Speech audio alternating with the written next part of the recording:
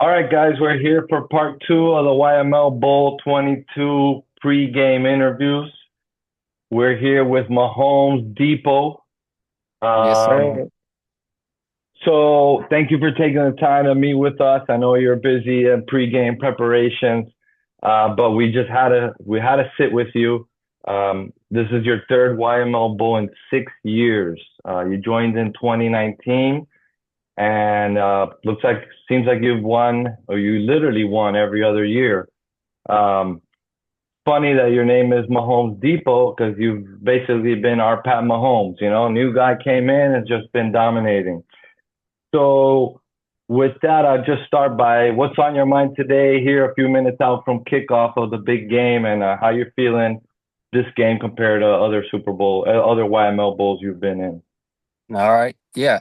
So I think this boy is gonna be the hardest one that I'm gonna face because I mean he got Mike Evans and he got that stuck with Baker and Yeah. you Yep. know how they're doing and they're motivated, to be honest. They gotta go out there and win in order to make the playoff. So they're gonna be throwing a lot, and I just hope that Lamar Jackson just played my 4 quarters instead of just 3 quarters, and just throw like maybe one, maybe two to Andrews. Of That's course. what I'm hoping. I think it's So interesting looking at your lineup. Looks like you have more of there's always the argument of Week 18 YML Bowl versus a Week 17 championship. Looks like your team, your full starters, you've got more of them today than the other side does. He's down his running backs. Looks like he's still got Chase Brown in the lineup, but you never know what the PCFB is up to, so you can never trust that. Um, uh, Talking about your three Super Bowls or three YML Bowls, we're curious. How do you do it? What's happening? What gives you the edge? What are you doing? I know you probably can't tell all your secrets, but what do you think is the thing that's getting you competitive so often? well, the thing is just drafting well. I think you gotta look at your board, and see what, and just draft the best players available, and and after that you gotta you gotta be active on the waiver wire, That's and true. uh, set your lineup to the best you can. To be honest with you, and just being a little bit lucky sometimes Of course. too. That helps too. So Would you say in the draft you're a best player available strategy kind of guy, or you're more of a best value? um, in the beginning of the draft, I try to get the best players. In the mid rounds, that's where I look for value.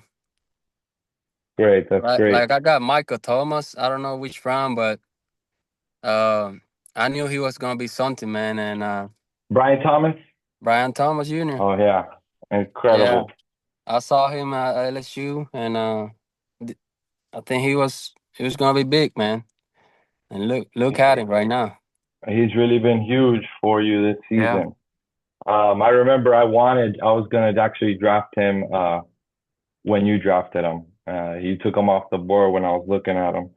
yeah. Um, you wanna any key players you wanna shout out? Some good locker room guys that kind of held the team together in tough moments or were really clutch for you. Anyone you want to mention today from your roster? I really think in order for me to win, I think really gotta go off. He's been up and down. Yeah, It just if he goes up, I mean, if he goes, let's say like 60 yard and a touchdown, uh, he'll get me over those 10 points, and I think I have a shot of winning. And that's just been my player that I like really, and yeah, uh, I just hope that he gives me this last shot. yeah. He's a key player for you. He's probably like your number two. Some weeks been your number three, but it seems like every week that he's performed, your team has won. Jamar Gibbs also has been a huge contributor. Lamar Jackson, amazing. Um, Actually, and speaking of Ridley, I remember when the trade deadline was coming up, I was gonna ask you for a trade. I was gonna propose a trade, but I never got around to proposing a trade for you. But I remember looking at him. I remember right after the trade deadline, he had a really bad week, Yeah, he did. and then after that, he started performing, Yeah. and it's been a great season. Well, Yoel, do you have any last thoughts or anything you want to mention?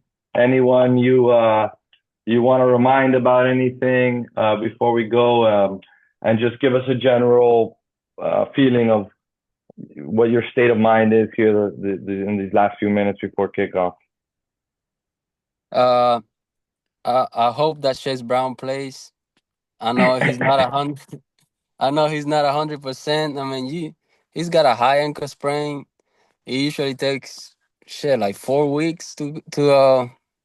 But I hope he plays, and I'm pretty sure if he plays, Shad is gonna play him too. So um, I'm gonna have the edge there, in my opinion.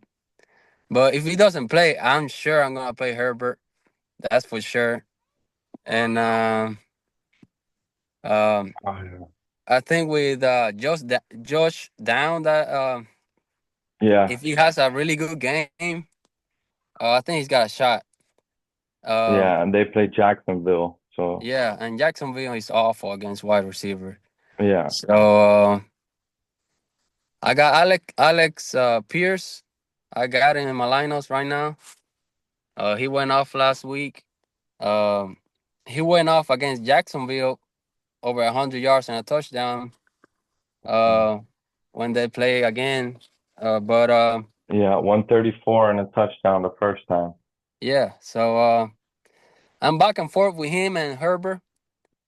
You know, I'm Of just waiting course. on I'm just waiting on Chase Brown. Uh, but I think it's gonna be a good one, man.